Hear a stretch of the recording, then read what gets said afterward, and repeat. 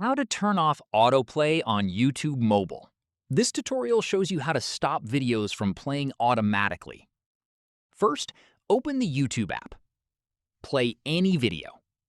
After that, look at the top right corner of the video player. From there, tap the autoplay toggle to turn it off. At this point, the icon will dim to confirm it's now off. In the next step, once the current video ends, it will stop instead of jumping to the next one. Following this, if you'd rather set this globally, tap U in the bottom right instead. Once done, tap Settings.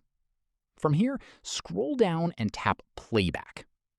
At this stage, toggle Autoplay Next Video off from there. Keep in mind, turning autoplay off means you'll need to manually select the next video every time. Finally, close settings and play a video to confirm autoplay no longer triggers. And that's it. If this guide helped you turn off autoplay on YouTube mobile, give it a like, subscribe for more Android tutorials, and tap the bell icon for updates. See you in the next one.